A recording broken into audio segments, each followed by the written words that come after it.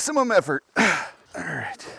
How do you create community so that you can get the help that you will inevitably need to do the things you can't do when you live off grid? Was one of the most common questions from last week, so let's talk about it. It's been my experience that this is an extremely misunderstood concept, and it would seem that that's by design. There are very few things in this world that are as powerful as community. And people seem to think that when you live off grid, you're doing it without the help of other people, and that couldn't be further from the truth. Very often people seem to confuse community with population, but I can say in no uncertain terms that the loneliest I have ever been was when I lived in a city of 1 million people.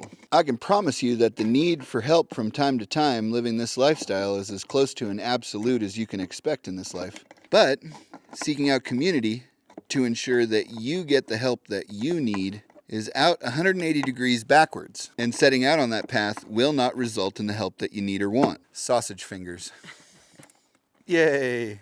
Have you ever seen a colony of ants working on something together? It's fascinating. Each one working in coordination with the next. I've seen a whole bunch of these tiny little things carry off a pumpkin like this big in about an hour. And it was the individual's contribution to the group that made that possible. But what I find really interesting about the ant colony model is that individually, each ant is exceptionally strong. An ant can lift up to 50 times their own body weight. And that'd be like a 200-pound man deadlifting 10,000 pounds. But individually, they're very small.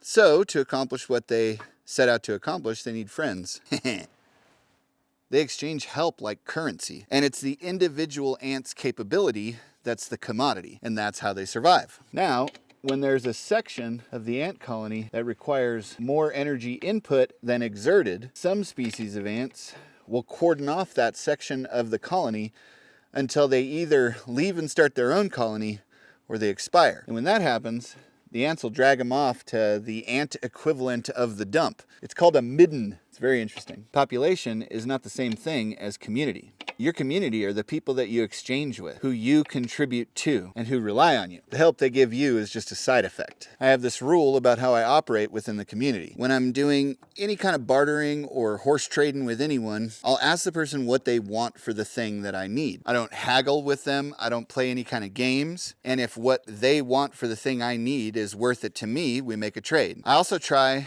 to give a little bit more in each individual trade than what they're asking for, 1% more. The result of this is that that trade practice gets around to all the other members of the community, and you'll always have people to trade with. And when the times come up that you do need help, you never have to make too many phone calls to find it. Yay!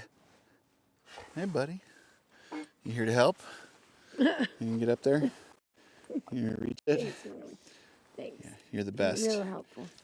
So looking at it like that is how you build community. Not by trying to collect people who can help you, but by finding out what skill you have or what skill you can learn that the community is lacking and keeping your attention on what you can do to contribute. It doesn't really matter what your situation is. Too young, too old, can't lift, don't know how to build anything. As long as you keep your attention on what you do to contribute to your community will always provide the help that you need. And I can't help but wonder what the world would be like if more of us looked at it that way. Maybe people would stop mistaking community for population.